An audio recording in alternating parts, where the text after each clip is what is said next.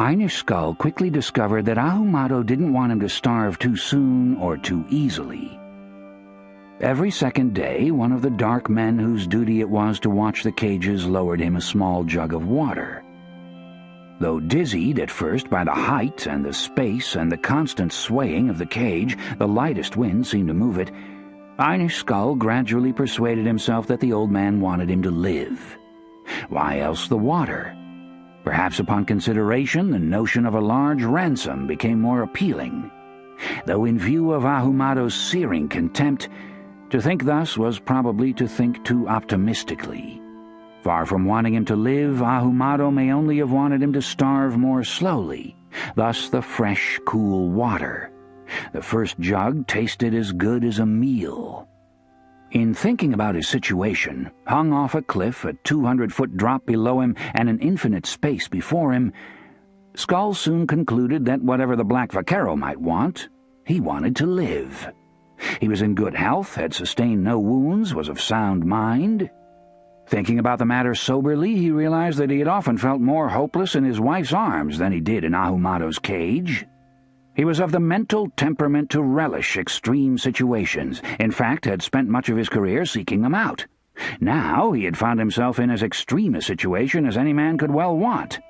Few of his Harvard brethren had sought the extreme quite so successfully.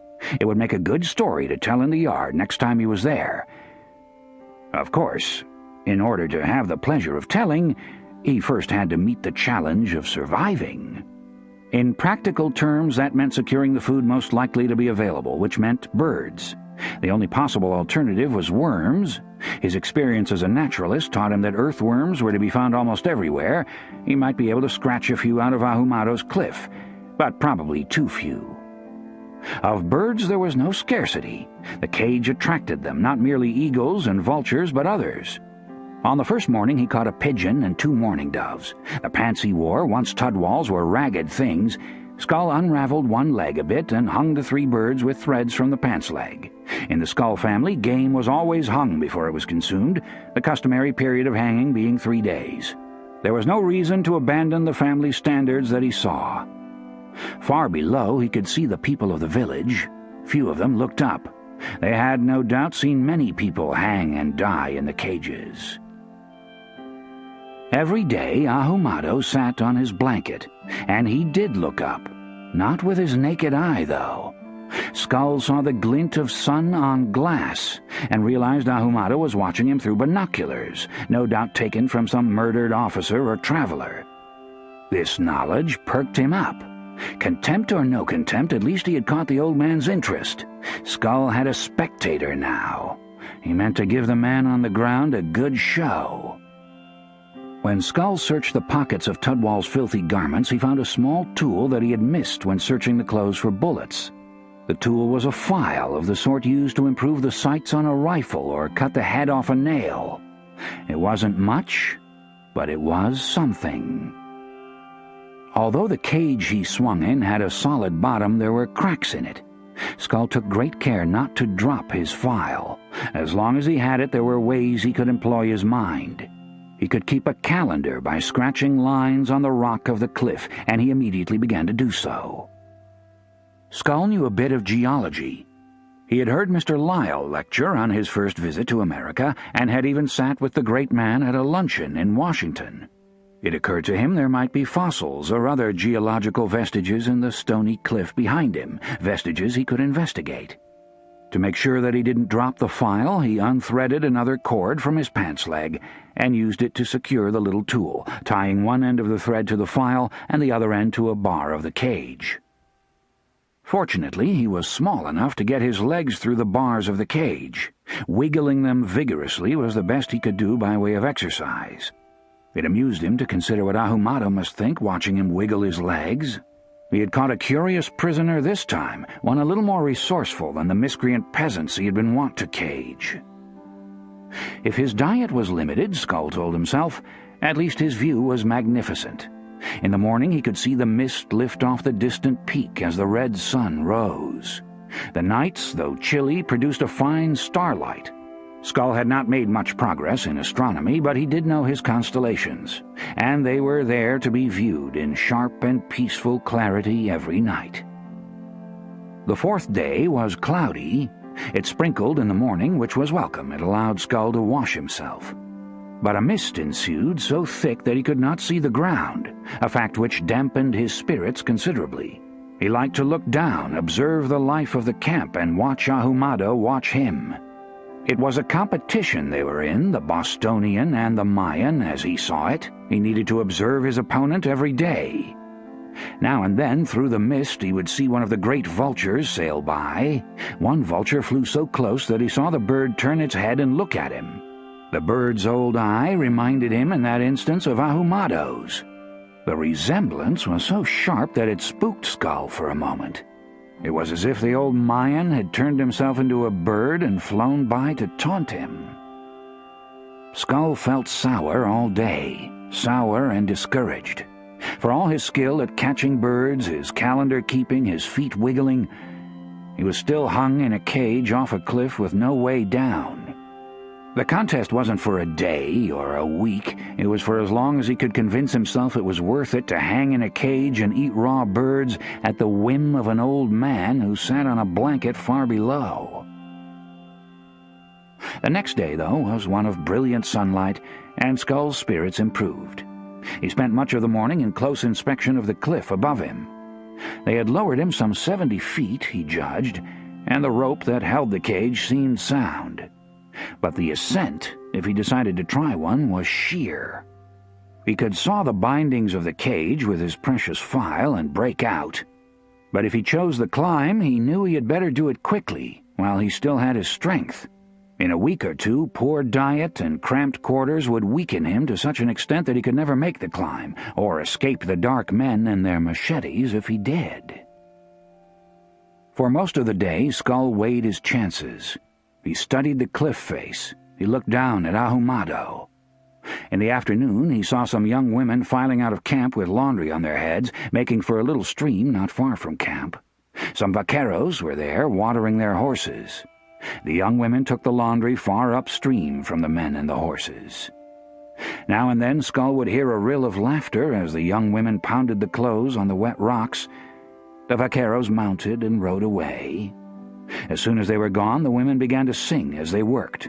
Skull could only faintly catch the melody, but the sight of the young women cheered him nonetheless.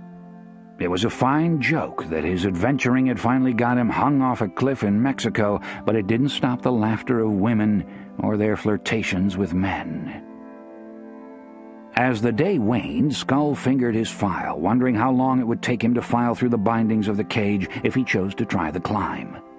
While he was looking up and down, considering, he saw a brilliant flash of color coming toward the cage. The brilliancy turned out to be the red and green plumage of a large parrot, which flew past his cage and turned its head for a moment to look at him. Again, Skull was startled. The parrot's eye reminded him of Ahumado's. The impression was so strong that he dropped his file, but fortunately the string he had attached it to saved it.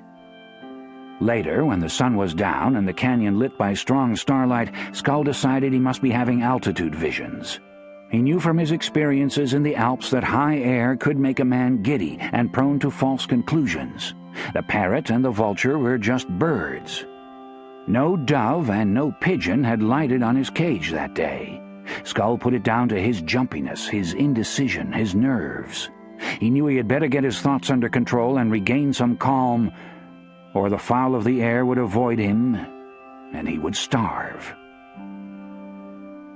The next morning he fixed his mind on a task, which was to remember his Homer. He took his file and began to scratch a Greek word on the surface of the rock behind him. By noon he had completed a hexameter. All day he worked on, scratching Greek into the rock. The giddiness left his head, and the nervousness his limbs. Hard and clear, he told himself. Hard and clear. The rock was not easy to work. Skull had to press the file hard to give the Greek letters the graceful shape they deserved. His fingers cramped from gripping the file so hard. Now and then he had to stop and flex them. Below, old Ahumado was watching him through the binoculars. In the stream, the girls were spreading wet clothes again. Skull's nerves no longer put off the birds. In the afternoon, he caught 2 pigeons and a dove. That takes care of the larder, he told himself, but he did not pause long enough to hang the birds or pluck them. By evening, the great words were there, each letter as distinct as Skull could make it, words hard and clear, to remind him that brave men had battled before. Hoi de mega froneontes anaptolomoio gefuras heato panu krioi, pura disfisi caeto polla. Host hotan urano astra faenen amphiselenen faineta riprepia hote tepleto nenemos aiter. Ectefanan pasai scopiae cae proones acroi cae napai, urano ten dar u perage aspetos aiter. Pantade etedai astra gegetede frena poimen, tosameseju neon edes antoio roaon troon, Caionton pura fainoto iliotipro. Hiliar impedio pura caeto par de hecasto, heato penticon tasalaipuros aitomanoio, hipoi decrileo ereptome noi caeoluras, estaotes paruces fin, eothronon, eomimnon. It was Homer enough for one day, Skull felt. He had put the words of a Greek on the face of a cliff in Mexico. It was a victory of sorts over the high air and the old dark man. The words had calmed him. The fowl of the air had come back to perch on his cage. Another night or two, maybe he would file through the rawhide bindings and climb the rope. This night, though, he curled up against the chill and slept, while far below the Mexican campfires glittered, bright as the campfires of old Troy. Eastward, as the rangers hurried home along the valley of the Brazos, they came upon scene after scene of devastation. 6 times they stopped to bury families, some of them so decomposed as to be hardly worth burying. They saw not a single Comanche, though several times a day they crossed the tracks of the retreating war parties. Most of the raiders were driving horses before them, sometimes sizable herds of horses. "They must have stolen half the horses in South Texas," Augustus said. "Killed half the people, too," Long Bill said in a low tone. Convinced by all the corpses that his wife could not possibly have survived, Long Bill had sunk into a state of dull resignation. He scarcely ate and seldom spoke. Call grew more and more vexed as the Indian sign multiplied. "Our main job is to fight Indians, and here we rode off and missed the biggest Indian fight in history." "We didn't ride off, we was sent off, Woodrow, sent by the governor," Augustus reminded him. "He might have tried to recall us, but if he did, the Comanches probably got the messengers," Call said grimly. As they rode into Austin, they passed near the cemetery. They could see from the number of crosses that there were many fresh graves. Tears began to stream down Long Bill's face at the thought of having his conviction about Pearl confirmed. In all, there were nearly 30 fresh graves. Long Bill stumbled from cross to cross, but none had Pearl Coleman written on them. "It may mean they took her," Long Bill said, still anxious. Augustus found 2 crosses with the name Forsythe on them. The sight made him tremble. Tears came, and he sank to his knees. "Oh, God, I knowed it," he said. "I went away, and she's dead." It was Call, looking more closely, who saw that it was her parents, not Clara, who lay buried in the cemetery. "No, Gus, she ain't dead. It's her father and mother," Call said. "Well, I swear.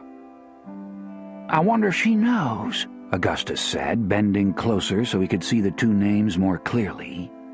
Though he knew it was a terrible blow to Clara, both her parents dead and her a new bride, he felt a relief so powerful that for a time it made him weak. He stayed on his knees in the cemetery, fingering a clod or 2 of the fresh dirt, while the others tried to make out who was buried in all the fresh graves. "We got the blacksmith," Call said. "Here's the preacher and his wife, got 'em both." He walked on, stopping over every new grave. "Oh, Lord, boys," Call said. "Here's Neely and Finch and Teddy. I guess Ikey must be alive." "My God, Neely," Gus said, coming over to look. As they rode on into town, past a grove of live oak or two, they saw house after house that showed evidence of burning, and yet most of the houses still stood. Only the church and one saloon seemed to have been burned to the ground. "They didn't kill Governor Pease, there he stands," Augustus said as they turned into the main street. "I expect he'll be glad to see us back." "We didn't do what we was sent to do. He may fire us," Call said. "I doubt that," Gus said. "He won't have nobody who can fight at all if he fires us." The governor stood in shirt sleeves and black suspenders on the steps of what had been the Forsythe store. He was loading a shotgun when they rode up, and he looked grim. "Hello, Governor," Call said. "Are the Indians still around?" "No, but the coons are," the governor said. "The coyotes got most of my hens after the raid. The coons don't bother the hens, but they're ruining me in the egg department." He sighed and cast a quick glance at the little troop. "Lose any men?" he asked. "No, sir, but we didn't find the captain," Call said. "When we heard about the raid, we thought we better just get home." The governor's buggy stood in the street, but Bingham, who usually drove him, wasn't in it. "I just came down to get some shotgun shells," the governor said. "I need to do something about those coons." Governor Pease was usually clean-shaven, but now had a white stubble on his cheeks. He looked tired. "Where's Bingham, Governor?" Augustus asked. "Dead. They killed most of our niggers," Governor Pease said. "They stole that yellow girl who worked for Inez Skull. She was down by the spring house, and they took her." Just then Long Bill gave a yell. They all turned and saw why. Pearl, the wife he had given up for dead, was in plain view far up the street, hanging out washing. "It's my Pearl! She ain't dead!" Long Bill said. The cares of the last weeks fell away from him in an instant. He wheeled his horse and was off in a run. "That's one happy ending, I guess," Augustus said. The governor did not smile. "She's alive, but she was outraged," he said before going to his buggy. He drove off holding his shotgun, his eggs on his mind. Call saw that the house where Maggie lived was partially burned but still standing, which was a relief. He thought he glimpsed someone at her window but could not be quite positive. Maggie was ever discreet. She would never lean out her window and look down at him. She didn't feel it was right. He quickly crossed the street and saw her coming down the steps behind the house. She looked so glad to see him that he had to dismount and hug her. When he did, she cried so hard that she wet the front of his shirt, just as she had when he was leaving. "Now hush, I'm back," he said. He had never before touched her outside her room. After a moment he got nervous, and Maggie did too. "They didn't get you. That's good. And they didn't get Pearl either. Bill's been about worried to death," he said. Maggie's face clouded for a moment. "They shot 4 arrows into her, and that ain't all," she said. "But they didn't touch me. I hid where you told me, Woodrow." "I'm glad you hid," Call said. Maggie didn't say more. She still had tears in her eyes. Call went back to the Rangers, who were still in the street where he had left them. Gus had dismounted and was sitting on the steps in front of the Forsythe store, a dejected look on his face. "We ought to get the boys settled and see to the horses," Call said. Jake Spoon and P.I. Parker both looked as if they might go to sleep in their saddles. Even Dietz, who seldom flagged, looked very weary. "You do it, Woodrow," Gus said. He stood up and handed his bridle reins to Dietz as he went by him. Call turned and followed Gus a step or two, curious as to what was the matter. "I guess you're going drinking," he said. "By God, you're a genius, Woodrow," Augustus said. "I ain't even close to a saloon, but you figured it out." Call knew it was Clara, or the fact that she was absent, that caused Gus to look so low. It was usually Clara at the bottom of Gus's dark moods. "She's alive, at least," he said. "You ought to be glad she's alive." "Oh, I am glad she's alive," Gus said. "I'm mighty glad. But the point is, she ain't here. Your girl is here, Billy's wife is alive, but my girl's married and gone to Nebraska." Call didn't argue. There would be no point. He turned back to the Rangers, and Augustus McCrae went on across the street.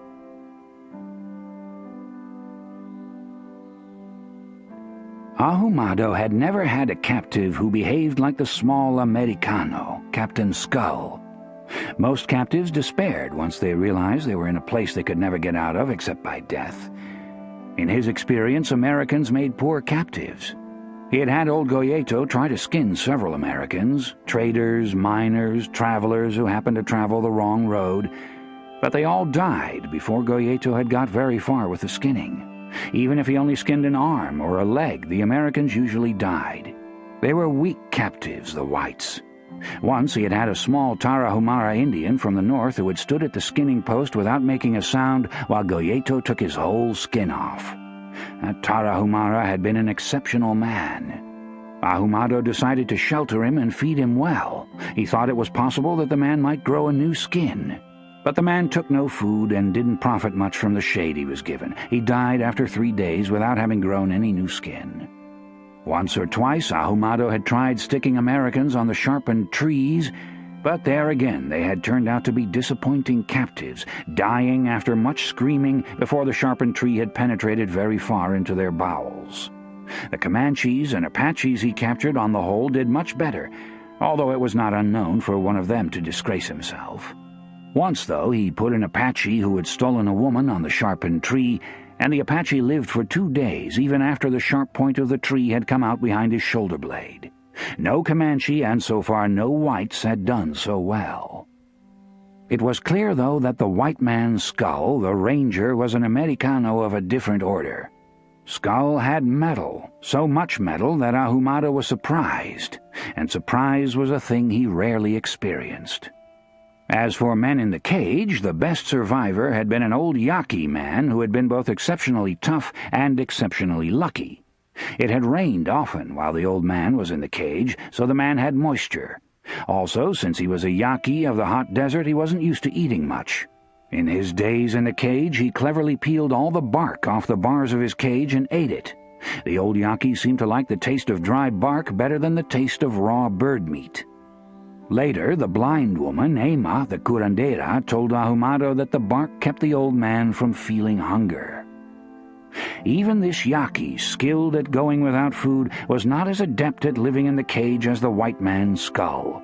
No one before Skull had ever put his legs through the cage and wiggled them.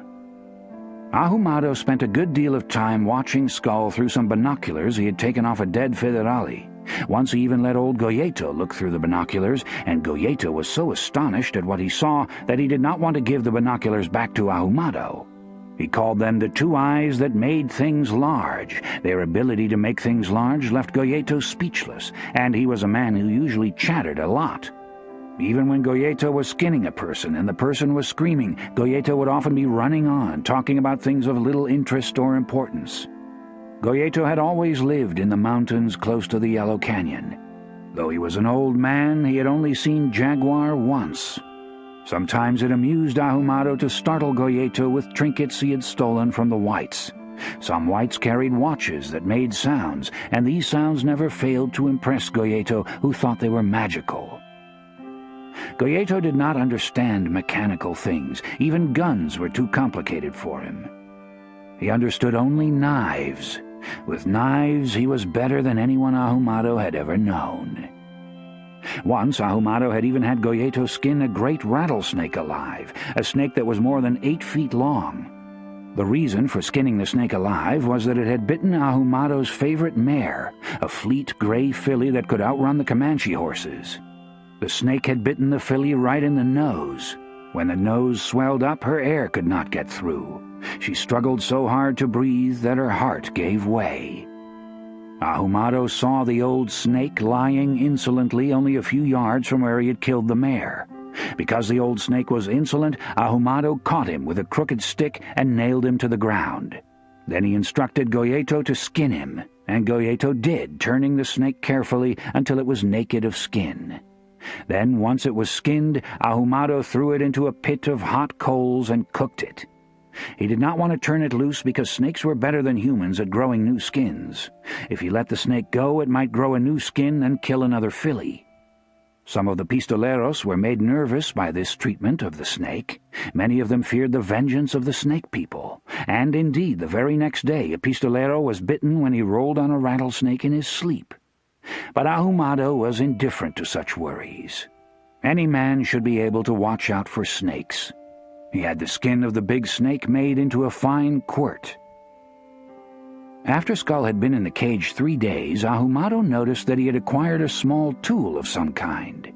By watching closely with the glasses, he saw that it was a small file that Tudwal had once used to sharpen things. It did not surprise Ahumado that Skull had managed to kill Tudwal, who was not a smart man. But he was curious as to what Skull meant to do with the file now that he had it. Of course, he could use the file to saw through the bindings of the cage, but where would that leave him? He would either fall to his death or have to climb the rope to the top of the cliff. Ahumado suspected that climbing was what Skull had in mind. He immediately sent word to the dark men to watch the rope carefully day and night. If Skull did make it to the top of the cliff, the dark men were instructed to chop off his feet with their machetes. A lack of feet would quickly put an end to his travels. Ahumado noticed, though, that Skull did not seem to be interested in filing through the bindings, at least not in daylight. One day, Skull spent the whole day scratching at the rock face with his file. It was the most puzzling thing he had done since his capture. Ahumado watched closely but could not make out the purpose of the scratching. Skull was so absorbed by his scratching that he did not even try to catch several fat pigeons that lit on the cage while he was working. Most men, once in the cage, made desperate efforts to catch any bird that came near, fearing that they would starve if they didn't. But Skull seemed confident that he could catch birds when he needed them. Hunger didn't seem to worry him. It occurred to Ahumado one day that Skull might be a witch. He had had that suspicion from the beginning, but the suspicion increased when Parrot appeared one day from the south and soared close to Skull's cage. Ahumado was not one who thought much about witches. He didn't believe there were very many witches. Most vision people, in his view, were just charlatans full of foolish talk. That did not mean, though, that there were no witches at all. Ahumado believed there were only a few witches, but those few possessed powers that enabled them to do very unusual things. It was possible that the small ranger, Skull, was just such a rare thing, a witch. Fortunately, the old blind curandera, Ema, knew something about witches. Ema was a woman of the desert who knew more than anyone else about plants that could heal. Ahumado went to her and asked her what she thought Skull might be doing, scratching on the rock with Tudwal's file. Ema, of course, could not see Skull, but she had an acquaintance with witches. Her own sister had been a famous witch who had been taken by the Apache Gomez many years before. Ema was not a witch herself, but she was skilled with herbs and plants. She could help barren women and old men who could no longer couple pleasantly with their wives. One woman, barren for years, had come to Ema and borne 4 babies, one of which was carried off by a she-wolf. She was able to brew concoctions that made the organs of aging men stiffen again when they went to their wives. Sometimes Ahumado talked to Ema when he needed to know about things which were beyond sight. Skull, of course, was not really beyond sight. Ahumado could see him clearly through the binoculars he had secured by killing the Federale. But the fact that Skull was scratching on the rock with a file was worrisome. Why did he scratch on the mountain? Ahumado knew that whites could find things in the earth that others couldn't see. Sometimes they would dig into a mountain at a certain place and come out with gold. Some Indians believed that whites could make the earth shake. They might even be able to make whole mountains fall. In the war with the Americanos, Ahumado himself had seen the little cannons of the whites knock down a great church and several smaller buildings. When the cannonballs hit the earth, they tore it up terribly.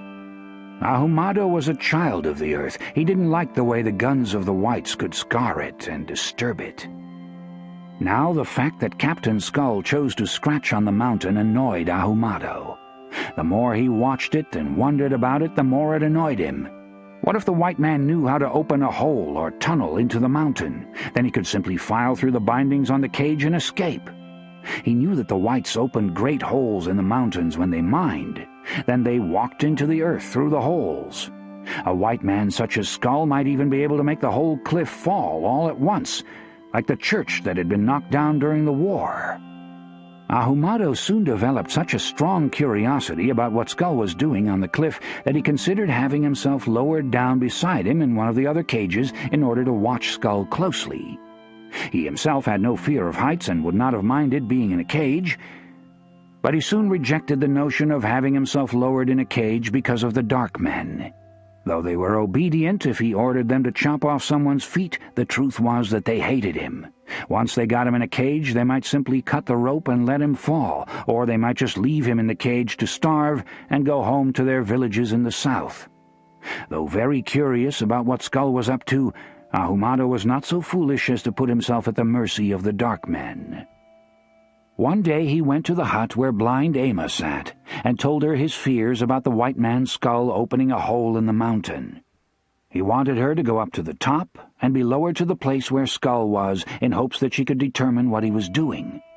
Though blind, Ama had hearing so sharp that she could tell what sort of bird was flying just by listening to its wing beats.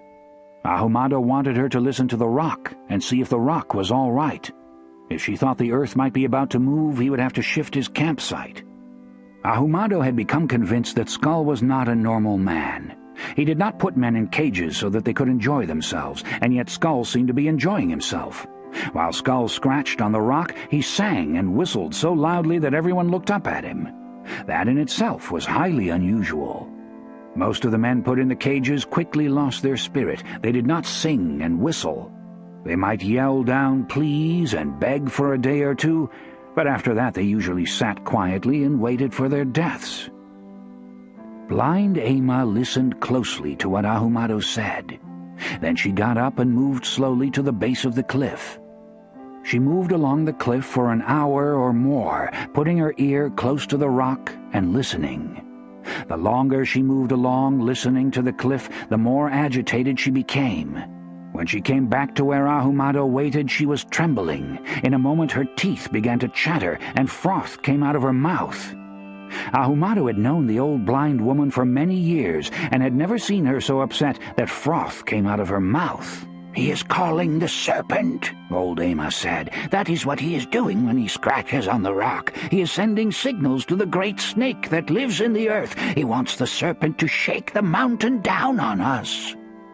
Then the old blind woman stumbled around the camp until she found someone who would give her tequila. Soon she became drunk, very drunk, so drunk finally that she fell on her face in the dust. She could not stand up for drunkenness, but had to crawl around the camp on all fours. Seeing her on her hands and knees, some of the pistoleros began to tease her. They pulled up her skirts and pretended that they wanted to couple with her in the manner of dogs. Of course it was only a joke. Ama was an old woman, too old for a man to be interested in. Ahumado paid no attention to the teasing, and not much attention to what old Ama said about the serpent. There were many people who believed that there was a great serpent in the center of the earth whose coilings and uncoilings caused the earth to move. These were not beliefs Ahumado shared. He had seen many large snakes in his youth in the jungles of the south, but no snakes large enough to move the earth, and he did not believe that there was a serpent god who lived within the earth. Even if there was such a serpent in the earth, there would be no reason for it to respond to the scratchings of a small Americano. The gods Ahumado believed in were Jaguar and Parrot. The thing that worried him most about Skull was that Parrot had flown by his cage and looked at him. None of the spirits were as intelligent as Parrot in his view. In his youth in the jungles, he had often seen parrots who could speak the words of men. Though men could imitate the calls of many birds, no man could speak to a bird unless the bird was Parrot. Parrot was to be feared for his brain, Jaguar for his power. Jaguar was not interested in the human beings. He might eat one, but he would not talk to one. In his youth, Ahumado had been like Parrot. He talked to many men. Now that he was old, he had become like Jaguar. Rather than talk to men, he merely had Goyeto skin them, or else thrust them onto the sharpened trees. In the morning, old Ama stumbled back to her hut. She had forgotten her words about the serpent. She had forgotten that her teeth chattered and that froth came out of her mouth. Still, Ahumado kept a close watch on Skull up in his cage. Skull was still scratching on the rock with the little file that had been Tudwall's. But Ahumado no longer cared about that very much. He only wanted to know if Parrot would come again.